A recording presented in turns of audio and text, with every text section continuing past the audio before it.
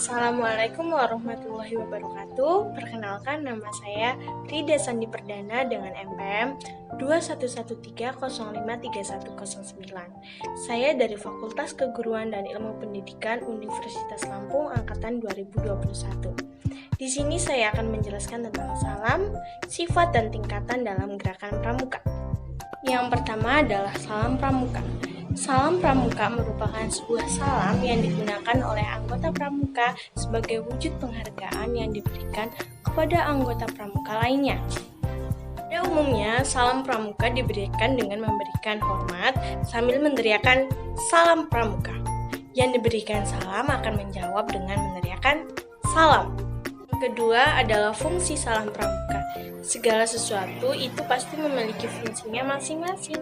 Sama halnya seperti salam pramuka ini, pasti juga memiliki fungsi-fungsi tertentu. Lalu, apakah fungsi dari salam pramuka itu? Fungsi dari salam pramuka adalah untuk melahirkan sebuah kedisiplinan serta mewujudkan sebuah ikatan yang kuat antara anggota pramuka yang satu dengan anggota pramuka yang lainnya. Karena melalui pemberian salam pramuka, maka sama saja halnya kita telah memberikan penghormatan kepada anggota pramuka lainnya. Sehingga yang apabila dilakukan dengan penuh keikhlasan dan kerendahan hati akan menciptakan sesuatu hubungan yang erat dan sulit untuk dirusak oleh orang lain. Maka dari itu, kita sebagai anggota pramuka harus saling menghormati anggota pramuka lainnya dengan terciptanya persatuan dan kesatuan di antara kita. Ya, paling tidak dengan cara mengucapkan salam pramuka dan dijawab baik pula berupa salam. Macam-macam salam pramuka. Sobat pramuka, hal yang satu ini juga harus kalian ketahui. Salam pramuka itu bukan cuma satu saja, akan tetapi ada beberapa golongannya dan digunakan sesuai dengan tempat dan kondisi tertentu. Salam pramuka itu sendiri dibagi menjadi 3 bagian. Yang pertama adalah salam pramuka. Salam pramuka adalah salam yang diberikan kepada sesama anggota pramuka saja. Siapa saja yang melihat anggota pramuka terlebih dahulu, maka lebih baik dialah yang mengucapkan pertama kali salam, tanpa adanya aba-aba dari siapapun. Hal itu dilakukan tidak harus dengan memandang pangkat, apalagi lebih tua atau lebih muda. Salam biasa ini pun dapat diberikan baik ketika kita sedang berjalan, sedang duduk, sedang naik sepeda, ataupun sedang berkendara. Jadi tidak mesti sewaktu berdiri saja. Macam salam pramuka yang kedua adalah salam hormat. Apa itu salam hormat? Salam hormat adalah salam yang diberikan kepada seseorang atau sesuatu hal yang kedudukannya lebih tinggi daripada kita. Salam hormat tersendiri dapat diberikan kepada yang pertama, bendera kebangsaan yang dikibarkan ataupun diturunkan pada saat upacara. Yang kedua, jenazah yang sedang lewat ataupun sudah dimakamkan. Yang ketiga adalah para pejabat, petinggi negara seperti presiden ataupun wakil presiden. Panglima, para duta besar dan para menteri. Yang keempat adalah pada saat dinyanyikannya lagu kebangsaan Indonesia Raya. Dan yang terakhir adalah salam janji. Apa itu salam janji? Salam janji adalah salam yang dilakukan ataupun digunakan ketika ada anggota pramuka yang sedang dilantik.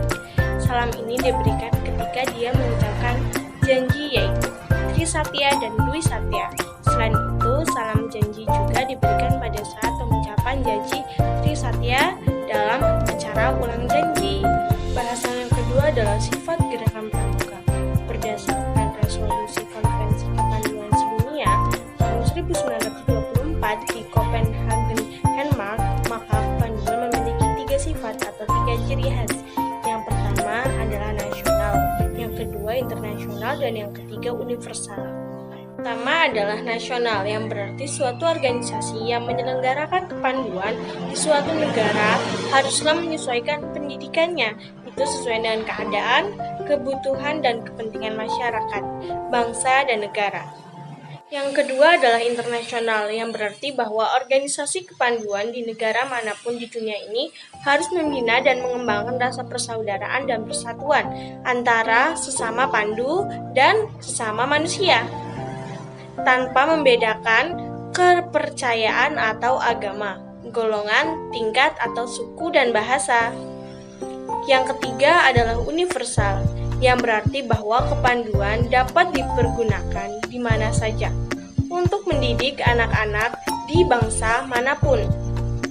Yang di dalam pelaksanaannya, pendidikan selalu menggunakan prinsip, dasar, dan metode dalam kepanduan.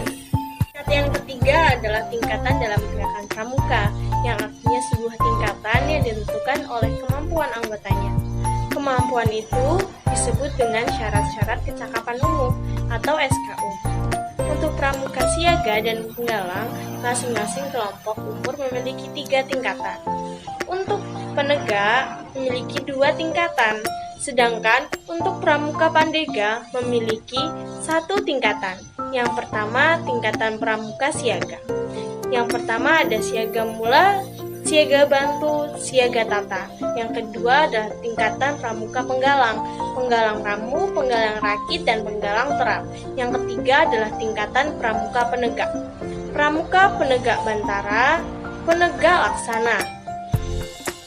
Ada juga sebuah tingkatan khusus yang disebut dengan pramuka Garuda, yaitu tingkatan tertinggi dalam setiap kelompok umur dalam kepramukaan. Kelompok umur adalah sebuah tingkatan dalam kepramukaan yang ditentukan oleh umur. Kelompok dibagi menjadi 4 bagian. Yang pertama, kelompok umur 7-10 tahun disebut dengan pramuka siaga.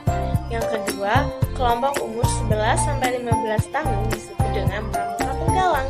Yang ketiga, kelompok umur 16-20 tahun disebut dengan pramuka penegak. Yang keempat, kelompok umur 21 tahun sampai 25 tahun disebut dengan pramuka pandega. Ada juga kelompok khusus, yaitu kelompok yang ditujukan untuk orang yang memiliki kedudukan dalam pramukaan. Misalnya, pramuka pembina adalah sebutan untuk orang dewasa yang memimpin pramuka, dan pramuka andalan adalah anggota pramuka yang memiliki bagian dalam keanggotaan kuartir dalam pramuka. Contoh lainnya adalah pelatih, pamongsaka, staf kuartir, dan majelis pembimbing. Demikian penyampaian materi tentang gerakan pramuka dari saya. Apabila ada salah kata saya mohon maaf. Saya akhiri. Wassalamualaikum warahmatullahi wabarakatuh.